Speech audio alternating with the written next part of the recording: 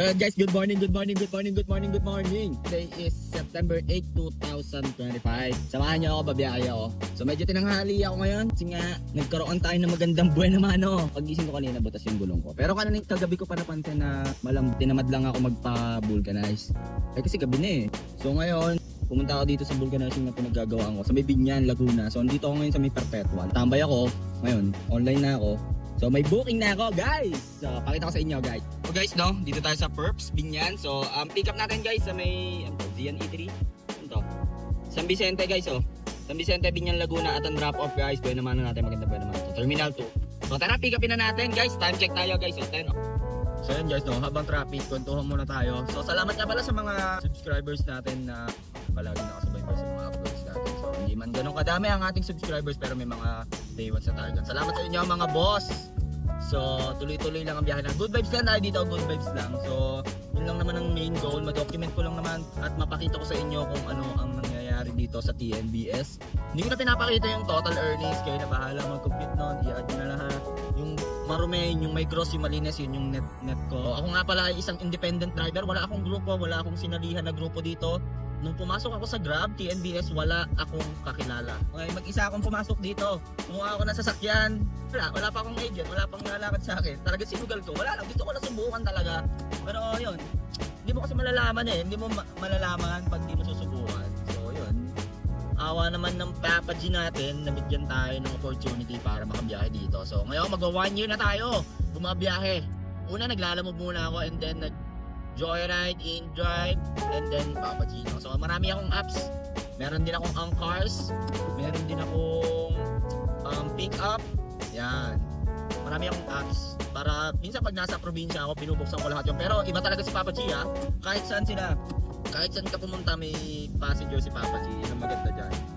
So sana maganda ang biyahe natin ngayon. Kahit late na 10 AM. Hindi ko alam kung ano kasi ako makakawin nito, pero binatukan tayo malayo. Ikot-ikot muna tayo sa Metro Manila. Kahit traffic, sagupain natin yan. Kailangan natin kumita ngayon. Kasi wala lang, gusto ko lang kumita. Maganda dito, tinanghali ka, nagkaroon ng berya, adjust mo yung oras mo. So yun, guys, pilitin natin ngayon makakota sa abot ng ating makakaya, So update na lang, guys. Passenger natin si Sir, magbababa ka. Pitik tayo.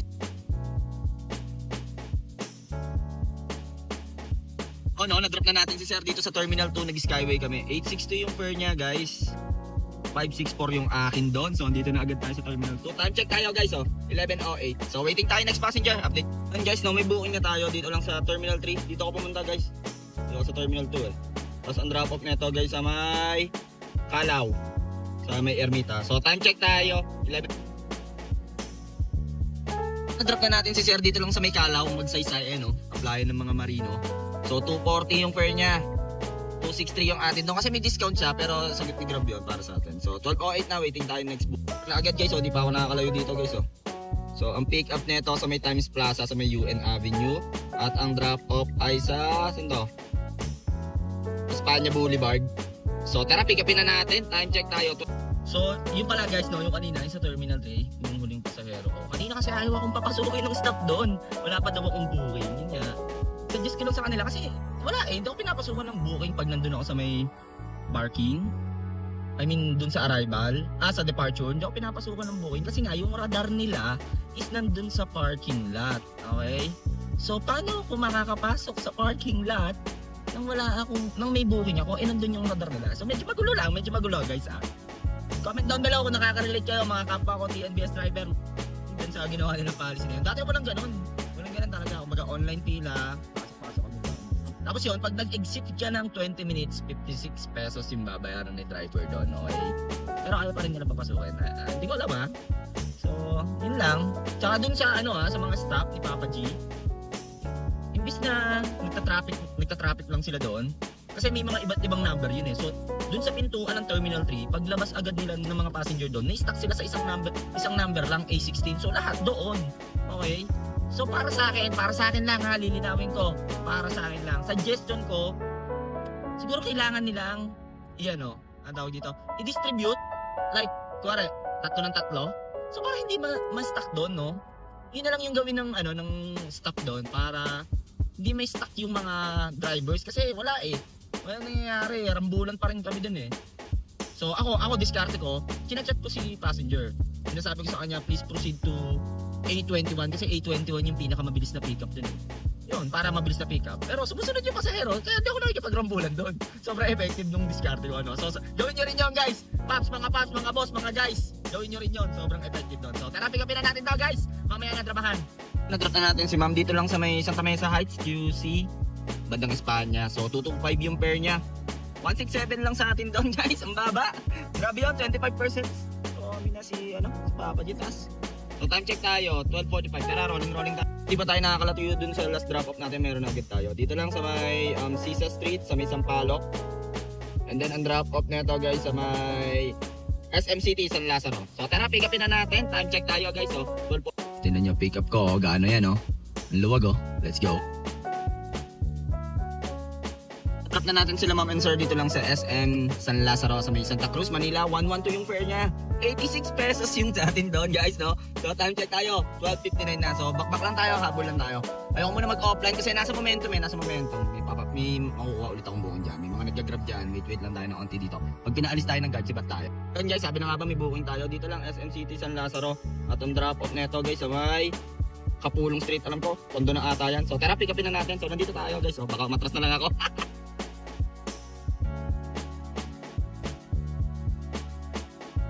Tap na natin si Madam dito lang sa may Tondo, Kapulong Street. So 138 yung fare niya. 114 yung atin doon. So waiting tayo next passenger guys. Time check. Guys, update lang dito tayo sa Tondo. Pinasukan tayo ng booking guys. So Urban Deca, Manila. Dito lang din sa Tondo. At ang drop off nito guys sa may Espanya Boulevard tayo guys. Balik tayo sa Espanya. USD ata to. O nga USD. So tara, pick upin na natin to. Time check tayo guys. So 1. Ayan guys no. Kung napapansin nyo no. Di pa rin ako nag-offline. Tuloy-tuloy pa rin yung pasok ng booking. Kasi pag nag-offline ako na akin lang to ha. Sarili ko lang opinion to based on my experience. Parang nawawala ako sa system eh. Kumbaga bumabalik ako sa pila. So ngayon tuloy-tuloy lang to. Tuloy-tuloy hanggang ano. Kasi nandun pa lang ako sa ano pa lang ako guys. Nasa 20 to 30% pa lang ako ng quota ko. Kailangan dapat alas 12 or 1 PM naka 50% na ako ng quota ko. Pero yun nga kasi tinanghali ako. May nangyaring hindi maganda. Pag-gising ko, flat yung gulong ng kotse ko. So, yun talaga, nangyayari talaga yun. Pero it's all good in the hood. Habol lang tayo. Siguro, mayroon tayo mag-seti mga 6 or 7. So, update ko kayo guys. Pick upin na natin to dito sa may Urban Deca sa Tondo. Skip dito eh. Pero okay lang, palag lang tayo dyan. Guys, basic sa atin yung mga ganyan, no? So, yun guys, update na lang. Tignan nyo naman, no? Kung gaano kasikip yung mga pinapasok namin mga driver para lang ma-pick up yung mga passenger natin, no? Lupet, no?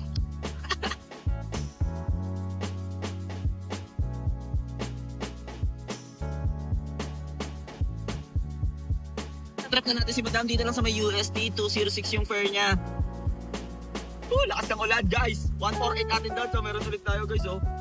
UST sa may ER, ikot lang tayo guys. And then ang drop off nito guys, pinalayo tayo ni Papa G, Quezon Avenue. So tara, pick upin na natin. Time check 2. Ayun guys, no, nabagyo na. Tiyangga lang yan. Hindi ko alam kung isip ko kung pipick upin ko pa to o go home na ako. Hindi ba lakas ng ulan eh, pero pick upin na natin eh. Ito na, sayang eh. Seti na lang agad ako pa uwi. Pero ang lakas ng ulan guys. Sobrang lakas ng ulan. Okay. Tumay kasi yung seti na may timer. Ang hirap. So update nyo kaya guys. So yan guys no. Since hindi nagre-reply yung passenger natin kanina. Kasi tinanong ko kung ilan sila. Hindi siya nagre-reply. Kinancel ko na. Ako na nag-cancel guys. So seti na ako guys. SSS ka lang ba? Yung maabutan ng ano dito. Ng matrap sa ulan. So time check tayo guys. So 280. Guys may pick up na tayo guys oh. Dito lang sa may anong street to? Ito natin guys. Kapitan at ang drop off nito sa may Mandaluyong to, Mandaluyong SMDC Fame Mall. So tara, pick upin na natin. Time check tayo. 2. Then guys no, kinuha ko na tong opportunity na to para makapunta ako sa business center. So doon, matik doon, maraming mga uuwi doon galing work pa out. Pero nakaset din ako, nakaset destination na ako. So may 2 hours ako para makauwi. 4:16 ako nag-seti, 4, 5, 6, 16 malulusaw yun. So may matita lang isa. So sana mabilis lang tayo makarating ng Mandaluyong. Nag-set din agad ako guys, mahirap na. Doon na lang ako mag-iikat-ikat sa Santa Rosa, Cabuyao or Calamba, no? Mahirap dito. Ayoko matrap dito. So update ko kayo guys, no? Tingnan nyo naman kung gaano kaluwag itong pinapasok ko guys oh. Lupet, no? Ganito mag-drive ang mga, ganito pinapasok ng mga Grab driver. Na-drop na natin si Madam dito lang sa SMDC. Ayun si Madam, nagdala ka daw.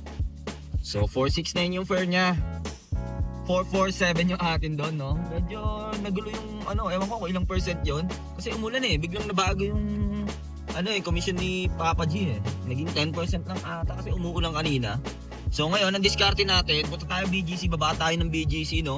Tambay-tambay muna tayo doon sa mga get dito. Nakasetli pa rin ako, malulusaw yan ng 419. Okay? So tambay tayo sa BGC. So tara, punta tayo doon, guys. So yan guys, no? Update lang, no? Kumain tayo dyan kay Kuya. Ang sarap ng ano niya, yan, no? Siomay yan, no? So tara, punta tayong BGC, baba tayo. Dito tayo sa may Mandaluyong. Baba tayong BGC. Lapit lang yan. 356 na guys, oh. Nakasetli pa rin. Guys, no, update lang habang dito tayo sa may uptown. Naksip ko na to guys, oh. City Plaza. Ang pick up niya, ang layo 420 meters at ang drop off niya ito sa may patay sa traffic. Pero okay lang. Sa may Taguig. So tara, pick upin na natin. So time check tayo. 6:15 sa may Bikutan yan So sana baka sa loob na ako magdaan nito sa looban na. So malaman, so update ko kayo guys. Na-drop na natin si Ma'am dito lang sa may Upper Bikutan sa may Taguig.